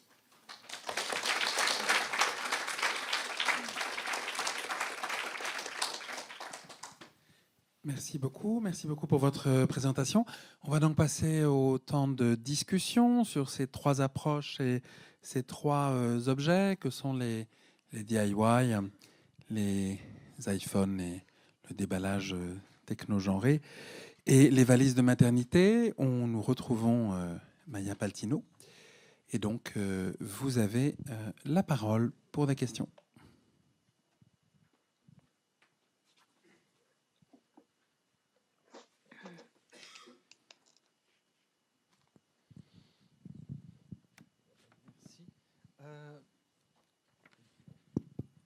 Oui. fait, j'ai trouvé votre... Jean Châteauvert. Oui, pardon, Jean Châteauvert, oui, c'est encore moi. J'ai trouvé votre dernière communication extrêmement intéressante. Puis il y a une question qui me vient en vous écoutant. Donc, ces youtubeuses, en fait, évoquent dans leur présentation, en fait, les critiques qu'elles vont recevoir de garçons. Et la question qui me vient, en fait, c'est tout à coup, je me dis, est-ce que c'est drôle en vous écoutant, parce que la question qui m'est venue, j'ai dit, est-ce que j'avais l'impression tout à coup d'avoir le modèle des filles qui parlent entre elles, les garçons de l'autre côté, puis ils disent, foutez-nous la paix, on est en train de parler entre nous. Et que finalement, il y avait quand même une possibilité d'expression, mais qui dit, ce n'est pas à vous que je parle, mais je parle à mes amis. Et que est-ce que ça exclut... En fait, mon point d'interrogation, c'est que si on me pousse la logique jusqu'au bout, est-ce qu'il n'y a pas en réalité une forme d'expression, mais l'expression est genrée, mais même ciblée genrée, et non pas un truc qui dit c'est pas que je suis pas légitime, c'est que c'est pas à toi que je parle. Oui, tout à fait ça. Alors, c'est sûr que les filles s'adressent aux filles, les garçons s'adressent aux garçons, mais les commentaires des garçons chez les filles sont extrêmement violents, alors qu'il n'y a pas de commentaires de filles sur les garçons dans l'autre sens. Vous voyez, il n'y a pratiquement pas de filles qui commentent les vidéos des garçons. Quand elles le font, elles se font pourrir. Et il y a des commentaires de garçons sur les vidéos des filles qui sont extrêmement violents. Donc, effectivement, chacun s'adresse à une communauté. Donc, de point de vue énonciatif, on voit bien que les filles font tout pour se faire reconnaître comme des filles qui s'adressent à des filles, hein, comme les DIY. C'est sûr qu'il y a l'idée que je ne vais pas chercher à dire que je ne suis pas ce que je suis, ou à faire croire que je serais compétente techniquement, parce que c'est pas ça que je veux faire. Donc il y a une énonciation claire de l'objectif médiatique. Par contre, qu'on constate, c'est la réception. C'est-à-dire que si il y a bien deux genres, il y a bien deux revendications high-tech et beauté. Par contre, la manière dont, de l'autre côté, c'est vécu socialement est totalement clivante là aussi. C'est-à-dire qu'il y a nettement une autorisation que donnent les garçons, enfin les hommes, à aller dire des choses sur ces vidéos. L'inverse n'est absolument pas vrai. On n'a jamais aucune fille qui a insulté un garçon ou qui a fait un commentaire alors qu'ils disent des énormités aussi. Hein, ils n'en disent pas moins. Voyez, et les garçons, quand ils constatent une énormité chez d'autres garçons, sont très bienveillants, corrigent en disant tu nous avais habitués à mieux, non, ça s'appelle pas comme ça, mais ta vidéo elle est bien quand même, alors que c'est pas du tout ce genre d'autorisation que les filles ont de la part des garçons. Donc il y a vraiment, c'est pour ça qu'on confirme qu'il y a vraiment un clivage très techno-genré, c'est-à-dire que les filles sont supposées ne pas être douées pour la technique. Et voilà. Donc effectivement, chacun s'adresse à sa communauté, mais ça n'empêche pas que dans la circulation sociale, c'est pas comme ça que que des façons différentes après d'intervenir. Merci.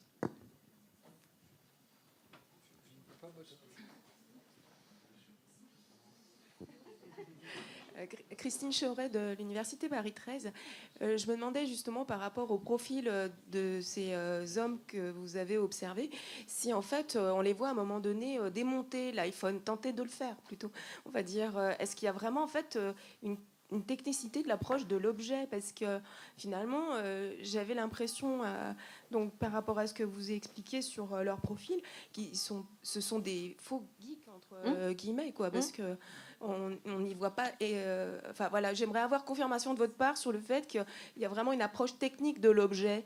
Une approche réelle, je dirais plutôt. Oui, alors c'est ça, c'est le delta entre j'ai une chaîne high-tech, Jojol par exemple, hein, lui il teste sa cafetière, 12 cafetières parce qu'ils s'en fait offrir plein. Donc c'est vraiment des outils de promotion pour les marques, ces garçons, hein, ces chaînes-là. Lui ils font pas des crash tests, hein, c'est ce qu'on a dit. Nous on s'est intéressé au unboxing, c'est-à-dire c'est un genre YouTube particulier qui est je déballe ce que j'ai acheté pour vous montrer ce qu'il y a dedans. Alors, ils le décrivent. Ils décrivent les prises, le fait qu'il y a 2 caméras, 2 objectifs, pardon, qu'il y a prise jack, pas de prise jack, des différentes parties. Ils montrent les applis, mais ils ne l'ouvrent pas. C'est pas des crash tests, hein, c'est pas du tout. Mais je vous dis, ils font pas grand-chose de plus, les garçons, que les filles, du point de vue de la compréhension technique de comment fonctionne le téléphone. Par contre, c'est totalement différent, y compris dans ce qu'on attend de leur public. Par exemple, pour les filles, on leur demande tout le temps, fais un What's on my phone, alors qu'on ne demande pas ça aux garçons. Il faut que les filles, c'est un objet social, c'est un objet social, c'est un outil convivial, et même dans la manière dont elles envisagent le fait d'avoir l'iPhone 7 avec telle puissance, c'est parce qu'on peut mettre plus de photos, parce que sinon, dans son ancien, elle ne pouvait pas faire ça d'un point de vue social, alors que les garçons restent sur des descriptions très, très techniques, sans vraiment rentrer dans ce que eux-mêmes en feraient. Merci. On peut peut-être préciser que chez les filles, il y a aussi des formes vlog qui les montrent vraiment dans des situations de sociabilité, d'échange autour du téléphone, et que cette forme est complètement exclue du côté des garçons. Par exemple, il est avec sa copine dans sa chambre et elle lui montre. Là. Il est trop beau. Voilà. Attention, il n'est que trop beau, hein, pour les filles. Bonjour, Fanny Alexandre, étudiante en communication à Tours. Moi, la question ce qui m'interroge en fait dans ce que vous dites, c'est que vous dites les garçons s'adressent aux garçons, les filles s'adressent aux filles. Je suis pas d'accord pour dire que les garçons s'adressent aux garçons, et je pense que c'est là qu'il y a vraiment le problème. On prend Jojol par exemple, il s'adresse pas aux garçons. Alors oui, certes, chez lui, c'est décoré de outils technologiques. En même temps, le mec possède absolument tout ce qui est sorti en termes de technologie, et donc très bien que vous ayez laissé cette image. Celle d'en haut à droite, je vois pas en quoi c'est un décor geek, parce qu'il a juste 15 jeux derrière lui. Et c'est Rayman, hein, quand même. Hein. Oui, mais c'est pas. Ouais, mais c'est pas pour autant. Il y a des femmes qui ont aussi des décors très simples, et je trouve pas que. Et justement, c'est là qu'il y a un problème. Je suis d'accord pour dire que les filles s'adressent aux filles, mais justement, les garçons ne s'adressent pas qu'aux garçons, et c'est. En fait, il faudrait avoir toute la vidéo, parce que en fait, nous on dit qu'il s'adresse aux garçons, on voit que c'est comme ça que ça se passe aussi. En réception, il y a que des commentaires de garçons. Commentaires. Et mais il n'y a pas autant de commentaires que de vues. Oui, mais comment ? Il n'y a pas autant de commentaires que de vues, et du coup, finalement, on peut pas vraiment. Alors, je suis d'accord qu'il y a une non-légitimité de la part des femmes. On se sent pas légitime à parler de technologie, et là, il y a tout un problème autour de ça, mais qui vient pas que de YouTube, finalement.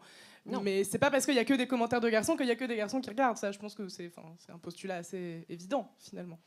Ah oui, bien sûr. Oui. Après, il y a des choses qu'on peut pas dire, des choses qu'on voit pas, on peut rien dire. Après, il y a un univers genré. Par exemple, donc c'est pas la seule étude qu'on a faite. Hein. On travaille aussi, par exemple, on va dans les IUT informatiques ou dans les IUT MMI ou des choses comme ça pour voir comment les enseignants enseignent l'informatique, comment les étudiants travaillent, etc.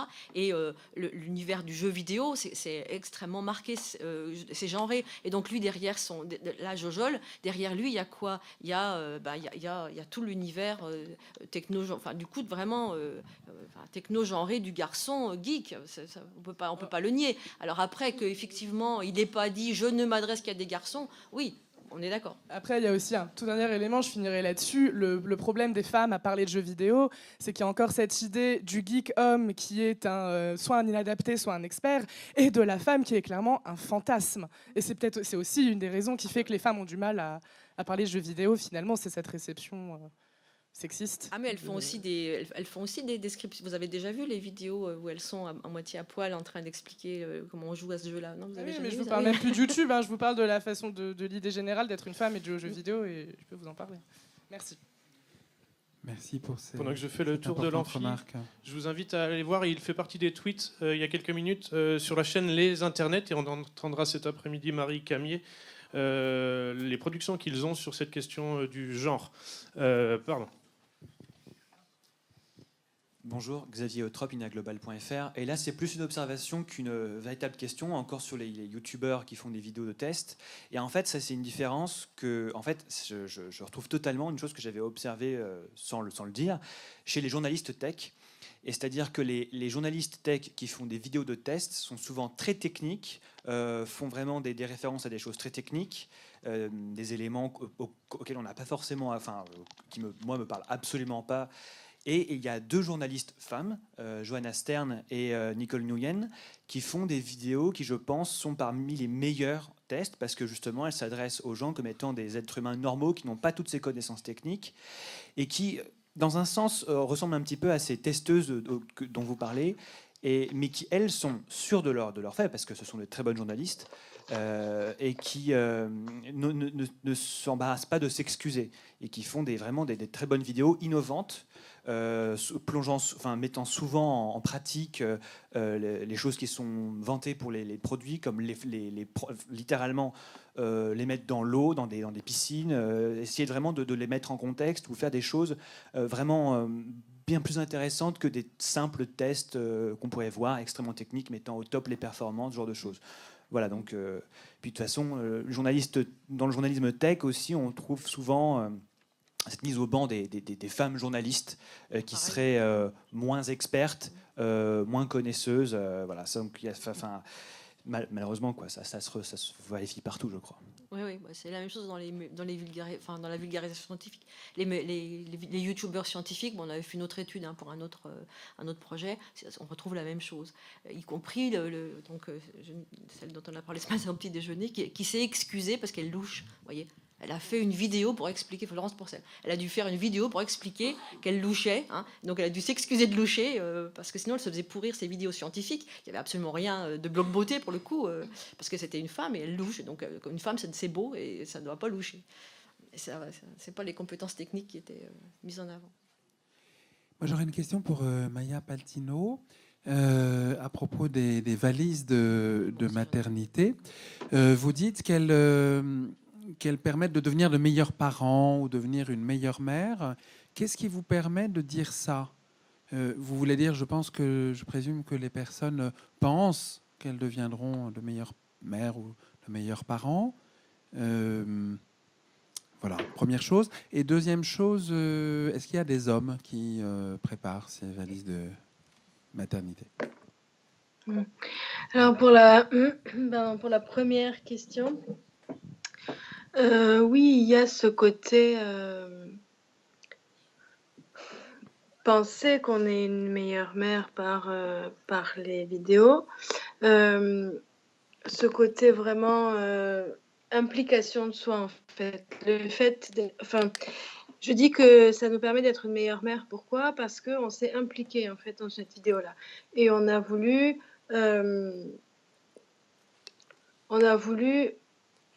s'approprier le passage vers la parentalité. Et on a voulu, à un moment donné,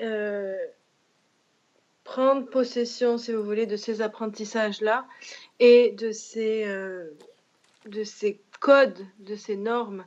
Donc, c'est par là qu'on est une meilleure mère ou un meilleur parent, parce que on a fait une introspection. On s'est engagé dans la vidéo, on s'est engagé dans la recherche de vidéos qu'on en visionne.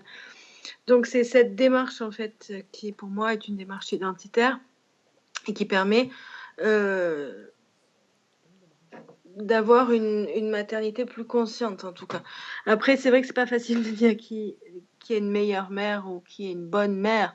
En tout cas c'est pas du tout mon rôle à moi donc de juger si telle youtubeuse est une bonne mère ou pas. Moi c'est vraiment le regard que chacun porte sur soi qui m'intéresse.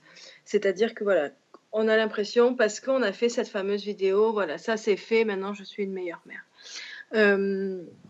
Et après, oui, c'est le regard qu'on a sur soi, et du coup, ça génère aussi un certain doigt accusateur, comme disait Kaufman, mais voilà, cette norme sociale, finalement, cette pression, cette nécessité de faire une vidéo, c'est le regard des autres. Comme je le disais, certaines blogueuses qui sont assez célèbres, dont les abonnés attendent la vidéo. Donc finalement, il y a aussi ce regard de l'autre qui compte dans sa maternité. Merci. Donc voilà, c'est le regard qu'on porte sur soi, mais c'est aussi le regard des autres. Et c'est en aucun cas vraiment appréciatif, en fait. C'est plutôt la démarche qui est valorisée, plus que voilà, le contenu, à la limite. Merci Et beaucoup. après, votre deuxième question sur les pères. Honnêtement, je ne sais pas s'il y a des vidéos de valises de maternité faites par les pères. C'est une bonne question. Il y a des blogs de pères. Et ça, je les ai pas mal étudiés, mais c'est plutôt par rapport à la vie du père avec l'enfant. Donc avec tout ce qui est jeu, nutrition, alimentation, éducation, école, etc.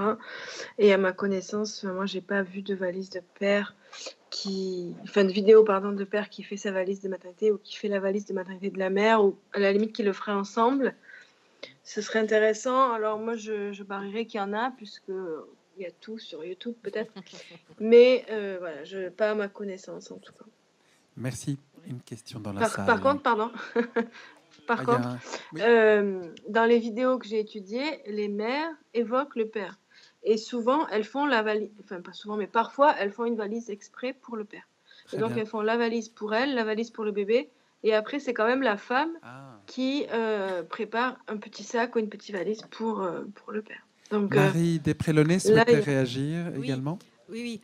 Moi, j'ai trouvé extrêmement intéressant. Enfin, vos deux communications vraiment m'ont beaucoup intéressée dans cette question, parce que moi, je m'intéresse beaucoup à la médiation des savoirs, et je trouvais que cette idée d'aller beaucoup plus loin sur tout ce que ça permet de faire, d'apprendre, de transmettre, les types de savoirs, et en fait tout ce qui est en dehors de ce qu'on est censé apprendre par la vidéo, mais tout ce qui se construit dans la connivence, le partage d'expériences, l'entre-soi qui permet de libérer la parole. Moi, j'ai trouvé que c'était vraiment très intéressant. Et je voulais savoir s'il y avait des différences, parce que vous avez parlé de vidéos qui étaient faites par des Françaises et d'autres qui étaient anglo-saxonnes. Est-ce qu'il y a d'un point de vue formel ou d'un point de vue des contenus, des différences? On n'a pas entendu. Oui, merci pour votre question. Alors, en J'ai fait, une réponse brève. Honnêtement, il y a... Les différences principales, elles viennent pas de la nationalité de la youtubeuse. Elles viennent de si elles ont eu déjà des enfants, leur manière d'éduquer, si elles ont des abonnés, si elles sont sponsorisées par des marques, etc. Mais on retrouve exactement le même type de blogueuse dans les pays anglophones qu'en France. On retrouve la blogueuse qui a tous les produits de maternité qu'elle vient de recevoir neufs, sponsorisés par la marque. Enfin, voilà, il y a la blogueuse beauté qui n'y connaît rien, qui s'excuse de ne pas savoir quoi mettre dans sa valise, mais qui est super bien maquillée et qui passe une bonne partie de la vidéo à montrer ce qu'il y a dans sa trousse maquillage qu'elle amène avec elle. Enfin bon. Non, en fait, il n'y a pas de différence. Si ce n'est, voilà, en fait, les différences, elles viennent plutôt de l'institution médicale en Angleterre, aux États-Unis ou en France. Par exemple, en termes de ce qu'ils fournissent, s'ils fournissent le coton, les couches, les produits comme ça, alors qu'en France, c'est la femme qui les amène, alors que dans d'autres pays, et encore selon les hôpitaux, on les fournit, quoi. Donc, c'est plutôt l'institution qui change, mais après, l'appropriation de la femme et de la mère de cette valise, du contenu et de la présentation, de la mise en scène, franchement, non, ça change pas. C'était intéressant pour moi de voir ça aussi, de voir que finalement, ça s'équivaut, quoi. On a une question dans la salle de Camille Allouin de Poitiers, Cérège. Oui. Juste, mais ça a été plus ou moins abordé, c'est plus une remarque, toujours sur un aspect plutôt socio-éco. Vous avez parlé tout à l'heure, pour les déballages de téléphone, du rapport avec les marques. Ce qui est intéressant, c'est que les marques, quand elles vont voir des youtubeurs, des youtubeuses, des blogueurs, en fait, il y a des scénarios préfaits avec des termes à utiliser, etc. etc. Et je me demandais, d'une part, est-ce que vous allez pousser un peu plus loin en allant voir ces youtubeurs et youtubeuses pour savoir quelle était, alors, au-delà d'autres questions, leur relation avec des marques? Est-ce qu'ils auraient reçu des instructions précises? Et je pense à plusieurs polémiques qu'il y a eu sur des blogueurs, des blogueuses, des Instagrammeuses, peu importe, qui reprochaient à leurs fans de ne pas assez liker ou commenter leurs vidéos parce que c'est avec ça qu'ils gagnent de l'argent et c'est comme ça qu'ils monétisent ce qu'ils font. Et du coup, est-ce qu'en fait, c'est pas un choix purement tactique, stratégique de dire je vais volontairement, comme ça a été remarqué tout à l'heure, m'adresser plutôt, entre guillemets, à un public féminin en disant je ne suis pas doué, enfin en jouant sur les clichés, on va dire, etc. Parce qu'il y a une monétisation derrière. Et du coup, est-ce que, pour en revenir, il n'y a pas un lien par rapport à ce que vous montrez entre la publicité des années 80 et cette instrumentalisation? En gros, c'est plus des youtubeurs, des youtubeuses, ce sont des marques. Elles ont des cibles, si on parle marketing, et à partir de là, le genre est juste un moyen de mieux cibler. Voilà, c'est une de nos conclusions. C'est évident qu'une des conclusions... Alors, pratiquement tous les garçons, ils ont reçu leur téléphone. Jojol, il en a reçu au moins 10. Hein. Il y a les rouges, les bleus, les verts, les noirs mat, les noirs pas mat. Les filles, il y en a une grande partie qui les ont achetés. Il y en a qui disent pas d'où ils viennent, mais les filles les ont pratiquement toutes achetées. Mais ils surjouent très nettement, dans les deux cas, des attentes qui sont des attentes de segments de marketing, c'est sûr. Ouais. Enfin, pas les tout petites, parce qu'il y a des toutes petites qui ont 12 ans. Ou les... enfin,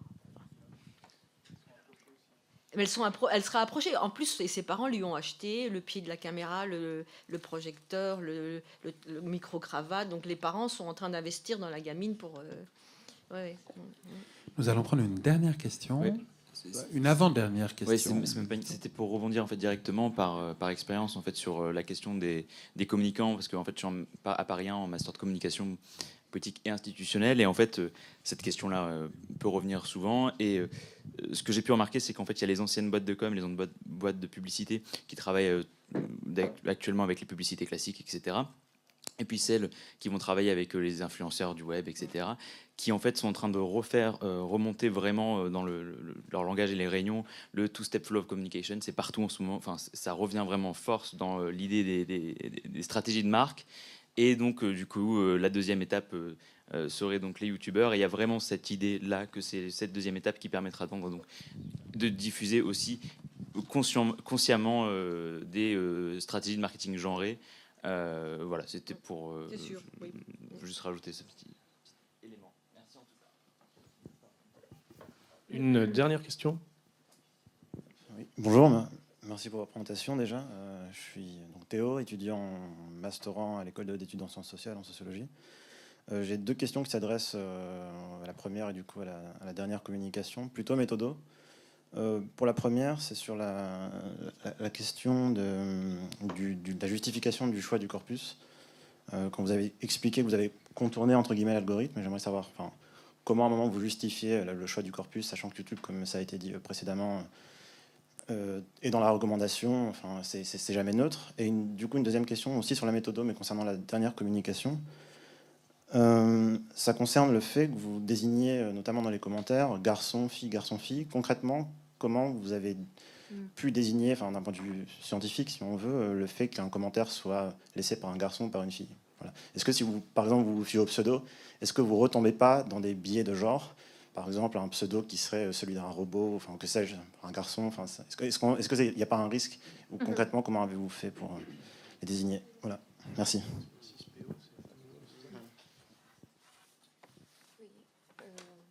Non, ça marche pas. Si? Bon. Non, ça me fait rire cette histoire de commentaires, parce que j'ai été confrontée au même problème, parce que j'avais énormément de commentaires sous des pseudonymes de garçons, mais dans ces cas-là, c'était parce que c'était toujours des filles, et elles disaient non mais je suis une fille et tout, et c'était souvent des jeunes filles qui prenaient le pseudo du papa pour pouvoir accéder, parce que c'est interdit au moins de 13 ans YouTube. Et du coup, mais à chaque fois, elle le précisait vraiment avec... elle posait une question à la youtubeuse et elle mettait entre parenthèses « mais je suis une fille ». Oui, c'est le pseudo de mon père. Bon. Pour ce qui est de la méthodo, effectivement, quand j'ai parlé de contourner l'algorithme, bon, c'est un bien grand mot. Le seul problème, c'est que en fait, ce qu'on m'a sorti tout de suite quand j'ai commencé à chercher des vidéos DIY, c'est effectivement Enjoy Phoenix, Ananas, alors même que c'est des youtubeuses extrêmement importantes, mais dont la spécialité n'est pas le do-it-yourself du tout. Et c'était que des très grosses communautés. Or, j'étais embêtée par ça, en fait, pour une raison qui est que une de mes premières hypothèses était que ces youtubeuses allaient avoir une plus grande uniformité dans leur production. C'est ce que je pensais. Je me disais, il va y avoir moins de diversité que chez les petites abonnées, parce qu'elles ont moins de liberté. Si elles veulent faire ressortir les choses dans l'algorithme, elles doivent faire des tutoriels sur des thèmes qui sont déjà extrêmement explorés. Et elles doivent beaucoup... centrimité entre guillemets. Donc j'ai dû essayer de sortir déjà de ça, puisque j'avais que ces suggestions là. Donc j'ai fait des recherches par mots-clés, donc par do it yourself, par aire géographique, et j'ai dû compulser, je crois, 10-15 pages pour réussir enfin à attraper une youtubeuse qui faisait du do it yourself, et pour certaines dont c'était la spécialité, hein, parce que les deux youtubeuses dont je vous parlais dont la spécialité est le do it yourself, c'est des toutes petites. C'est vraiment des toutes petites communautés qui se chiffrent à 1000, 2000 abonnés, enfin, qui restent des communautés de taille respectable. Et là, j'ai commencé, une fois que j'en ai trouvé une, après, j'ai réussi un petit peu à en trouver dans les suggestions. Il y en a d'autres qui sont ressorties. Et c'est comme ça. C'est vraiment, là aussi, j'ai fait un certain bricolage au niveau du corpus, parce que l'algorithme me forçait un peu à le faire. Et du coup, j'ai réussi à obtenir quelque chose d'un peu hétérogène au niveau du corpus, et me rendre compte que en fait il y avait quand même beaucoup d'uniformité même entre les grandes et les petites youtubeuses au niveau de la formation, au niveau des créations. Donc voilà, je ne sais pas si ça répond bien à votre question. Merci à vous, merci pour vos... Pour nous, Oui. en fait,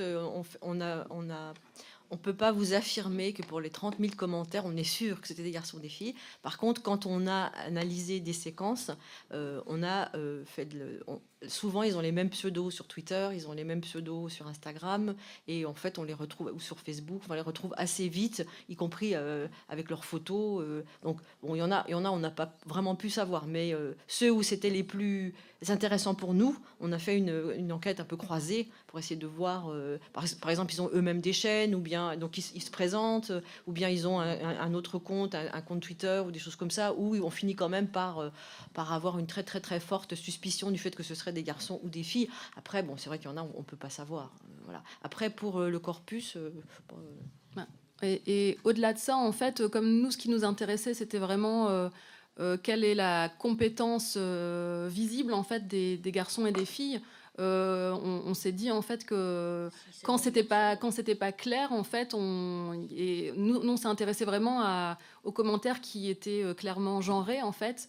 Et c'est vrai que les autres, on manquait parfois d'indices. Il y avait peut-être des filles qui se cachaient derrière des pseudos un peu geeks, mais du coup, elles pouvaient pas être identifiées comme une fille ni comme un garçon en fait. Et c'est pour ça qu'on a un peu outrepassé cette difficulté, mais effectivement, elle n'est pas complètement résolue non plus, mais on l'a pris un peu sous cette approche-là, quoi. Et après, le corpus, après, on a décidé de prendre les 25 premières qui arrivaient dans cette période-là sur l'iPhone 7, parce que c'était le moment où sortait. Et on a tapé iPhone 7 France, et puis voilà, pour pas avoir les Anglais. Vous venez de mentionner Twitter, donc juste avant que David clôture la session, je voulais vous inviter à revisiter, si vous ne le faites pas déjà, le fil Twitter #colloqueyt qui anime depuis hier les étudiants de licence pro journalisme, qui vous permettra même après coup, pour ceux qui sont présents ici, de revoir pas mal des contenus, de certaines des captures vidéo, de certaines des données si elles vous ont échappé, et je les en remercie pour le travail, ces étudiants. À propos d'étudiants... Je voulais aussi signaler que les 2 premières interventions répondaient à une question que m'ont posée les étudiants de deuxième année de communication ici il y a quelques jours, qui était de savoir si YouTube, quand on préparait un peu ensemble ce colloque, constituait un partage de savoir et du knowledge management. Et il me semble qu'on a entendu que oui. Je vous remercie pour vos interventions. Donc les participants et inscrits par mail et les intervenants sont attendus en salon 70 à l'étage. Le restaurant du Crous accueille qui le souhaite. On se retrouve cet après-midi donc à 14h25 dans l'amphi pour une session consacrée aux youtubeurs en politique. Et puis ensuite, nous aurons une vidéoconférence et une table ronde avec des youtubeurs et des youtubeuses. Merci à vous et à tout à l'heure.